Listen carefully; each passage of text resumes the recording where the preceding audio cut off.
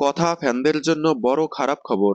কথা প্রত্যেক সপ্তাহেই জমজমাট এপিসোড দিয়ে টিআরপিতে ভালো একটা পজিশন তৈরি করে নিয়েছে। কথা শুরু থেকে এখন অবধি 9 বার বেঙ্গল টপার হয়েছে।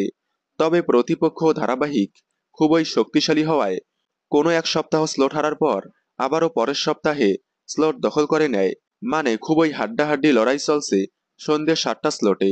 লাস্ট সপ্তাহে কথা প্রতিপক্ষ ধারাবাহিকের থেকে স্লট লিড করে। তবে আগামী সপ্তাহে কি হবে তা বলা যাচ্ছে না। ইতিমধ্যেই প্রতিপক্ষ ধারাবাহিকে আসছে নতুন অধ্যায়, মানে নতুন গল্প শুরু হতে চলেছে। তবে কথা ধারাবাহিকে বর্তমানে কোনো নতুন চমক নেই। তবে টেলিপাড়ার গুঞ্জন কথাতে খুব শীঘ্রই আসছে বড়সড় নতুন চমক। তবে কি চমক সেটা জানা যায়নি। তবে যাই হোক, কথা ফ্যানদের জন্য খারাপ খবর হলো কথা অফলাইন টিআরপিতে বেঙ্গল টপার থেকে ছিটকে পড়ার সাথে সাথেই অনলাইন হটস্টারে টপ 2 থেকে সোজা টপ 4-এ নেমে এসেছে।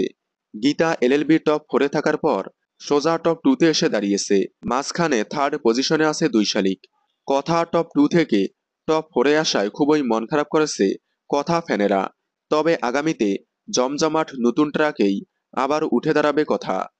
আপনাদের কি মনে হয়, কথা কি আবারও ঘুরে দাঁড়াতে পারবে?